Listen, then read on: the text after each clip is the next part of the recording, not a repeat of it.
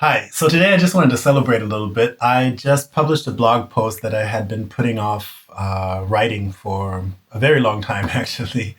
Maybe that's something you're familiar with if you're also like a scanner or a multipotentialite type of person, right? And you have so many interests and you just can't seem to sit down and focus on one thing. Um, and even if it's something that's really important to you, you just can't seem to like get it done, right?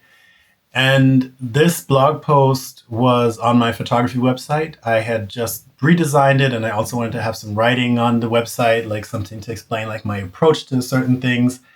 And yeah, and the problem actually wasn't that I didn't know what to say. The problem was just that writing isn't necessarily the ideal way for me to process. I wanted to show you basically in this video a little bit of like how I used technology, in this case, like an AI system like Claude, to help me actually get things written. I didn't want it to replace my thinking. I just wanted it to like augment my work basically and like help me get things done. And so I do think it's important to be skeptical of like the whole thing as well, right? Like you don't want to end up working for the tech. You want like the technology to serve you. And if you use it that way and you kind of know what you're doing and you're not trying to have it replace you, I actually think it's a fantastic tool and something that you can absolutely use for good or for yourself at least, right? And so basically what changed things was it wasn't that like my motivation or my discipline changed. It was just that I found a way like to establish a system basically that works for me. Okay, so here's how I did it. I just, like I said, published my new website and I wanted to have some writing on there as well, just to give a little bit more context behind the approach of my work. And while I was making this website, I already gave Claude a lot of context about like what I was actually doing and what my goal was and like how I wanted to appear and like who I wanted to attract and how I wanted to speak. So it already had some idea for a voice basically, right? And this is super important because of course, like the more context these AI tools have, the better that they can actually like work with you. And the way that I did it was I had like an idea for a blog post, or just like it was more like a thought, and it was something about like I'd once read the story about like somebody who goes out to fish, and he said like, yeah, sometimes I go out to fish, but it doesn't really matter if I catch any fish. And that was like an interesting approach to the whole thing basically for me, because I thought, well, I mean, if you go out to fish, like obviously you want fish, right? And then once I thought about it, I was like, huh, actually, this is also something that happens to me sometimes. I can go out to photograph and I don't take a single picture, but I still find it fulfilling. And basically, what I wanted to do is like create around this a blog post. And so I gave Claude like this initial impulse, kind of like a little backdrop, and then I asked it to ask me some further questions so that I can elaborate on some of these thoughts. I didn't want it to just spin up a blog post with this like initial input. I still wanted to have my own thoughts in this article because it's also something that's like deeply personal to me, and I didn't want to have it replaced by just some like AI voice, right? But also, I don't want to sit in front of a blank screen and like type these things out. So I tried to find like this ideal middle ground for me, basically. And so when Claude gave me back these questions, I just responded with voice notes and I could just ramble on as much as I wanted. I went out for a walk.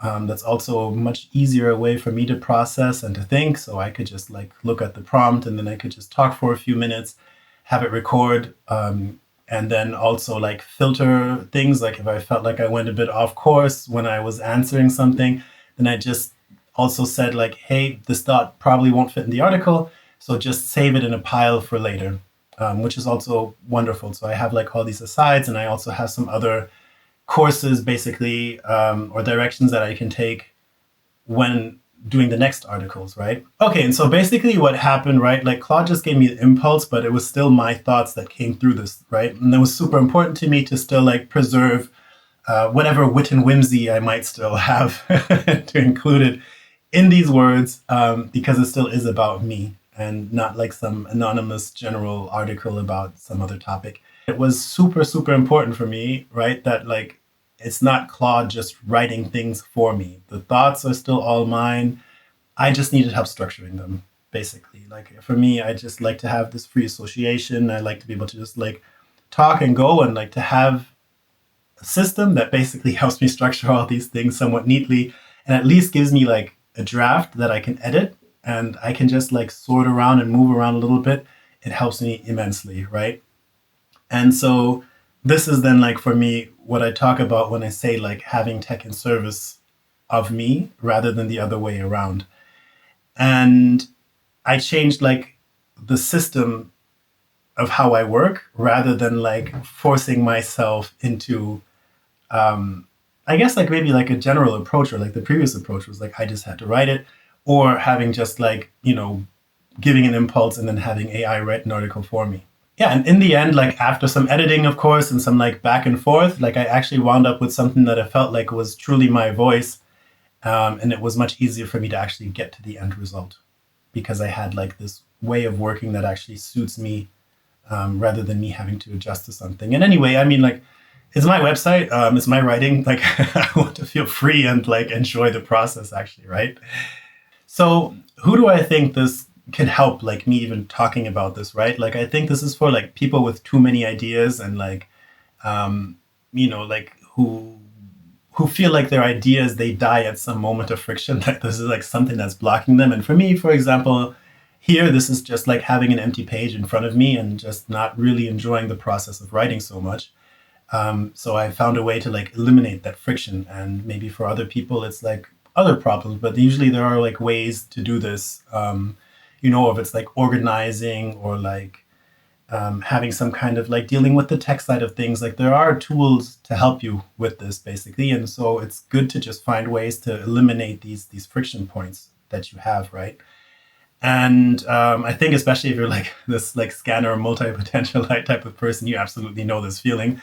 And you have like so many ideas going on, and you don't really have the time to also fight the friction when trying to make these things get real, right? Like I have a list, for example, with like 850 business ideas or projects that I've collected over the past 10 years. And I'm not exaggerating. And of course, like there's no way that I'm always going to build them. Um, I don't want to, but some of them are more important to me. And like with some of them, I did feel like a genuine frustration that they never, yeah, were brought to life. And I do want to have some of them actually show up. And I feel like nowadays, with the rise of like AI tools, for example, there are just like certain projects that have become much more realistic and much easier for me to just like build and bring out into the world. And it's fine if nothing ever really comes of them. But just like this act of creation itself is fun for me. So, and even if I appreciate these tools right now, right, like my point is not that AI is amazing and this is the best thing that's ever happened. I absolutely am quite critical of like the developments that are going to like, well, hit us with this. But it's nice and very freeing for me that I have the freedom to think about like, how do I actually want to work and what works for me?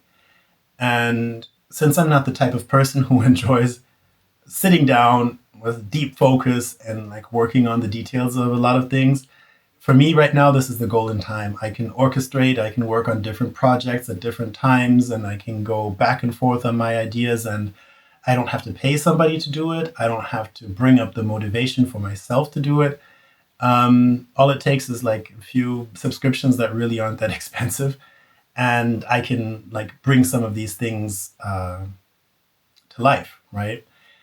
All this doesn't mean that tech is replacing my thinking. Quite the opposite. It's just like you have to think in a different way. Like there's still a bunch of mistakes being made, and you still have to know what you're talking about to even be able to judge if something is good or not. So I do feel like you still have to put in your own work, of course.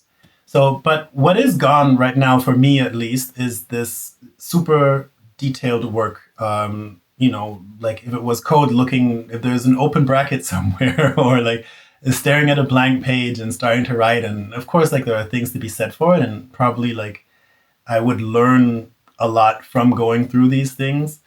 But sometimes I just want to have something be there. And these like details are getting in the way of it for me. So I'm happy to get rid of them. And yeah, saying like, especially like I said, as an orchestrator, it's great for me. And I think also like when building these things, it's not about getting to like ideal, um, but just having these projects be good enough that they exist, that you can show them to somebody, that you can test actually if there's a demand there, and then also see how it feels working on it and if you actually want to pursue it, because of course there are also ideas you're going to build, and after the initial excitement wears off, you're just going to want to let it die, which is perfectly fine. Yeah, and like another example was same with the photography actually. Like there are parts that I like about it, but then, for example, also uploading the images to my website and like tagging them and making sure that everything is right from like a search engine optimization perspective and all, it was really annoying. And I just went ahead and I built a little app that was an image uploader for me, and it's like a custom little piece of software. That being said, I don't think that this is something that applies to everybody, or that everybody can do. Like I do have a background, at least like a light background working in tech. So there are just like certain things that maybe do come easier to me than like somebody who actually doesn't like computers. Okay, and so now where this actually comes together, I guess, this isn't just about productivity, right? Or this isn't just about like building these things, and it definitely isn't like this hustle bro mentality of like, yeah, if you don't ship it, it's not worth it. I think like even having these ideas is a creative effort in itself, and I'm trying to be kinder with myself as well, and like appreciate the efforts that are behind that and like the beauty of it as well. Um, so I think like even this brainstorming, the structuring, all that, it counts as well. But still, there are some things where I'd like to see them come to life, right? And to have people interact with them, and like that just makes it feel a little bit more real for me. You kind of like ideally you just have both, basically. I'm not beating myself up anymore over ideas that never come to life or things that I get excited about for like a week or something. But yeah, it is nice to see things actually happen. And of course, not everything is brilliant about this, right? So I think nowadays it's also much easier to feel productive without actually doing anything. So I know I just said that like the creative part of it also is good, but you have to learn how to say no. And you have to learn how to say this idea isn't worth pursuing, or like this is more important. Because otherwise you're just going to have like, instead of 3 projects going on in parallel, like 13. And that's also going to just wear you out, and it's not going to make you any happier. So I think like the discipline that you need, it just moves from kind of like sitting through these parts that you don't like and that you find boring or just hard to manage, to just maybe predicting or anticipating a little bit like this is not even really worth starting, or it's going to take away resources and energy from something else that's actually more important to me.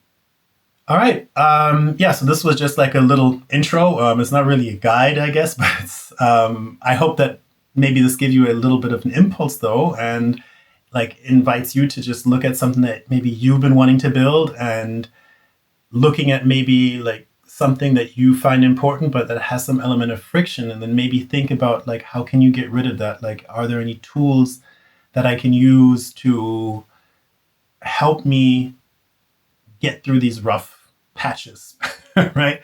And yeah, I think sometimes it's easier than it seems to just oftentimes actually just Google actually what you want to be doing, and sometimes you'll just find a tool that does exactly that. And if you are like tech inclined, just try building it yourself. Like have a conversation with one of the AI tools, just let it assess basically how complex the solution is maybe, and then see if you can build like a little app that will just help you eliminate this one friction point that's just bothering you. So yeah, I think I just love to hear what you've been procrastinating on, like maybe your ideas for solutions as well. And yeah, just drop a comment in the comment section. And once again, if this has been interesting for you, even just a little bit, come along for the journey. And yeah, subscribe to my channel and like the video. See you next time.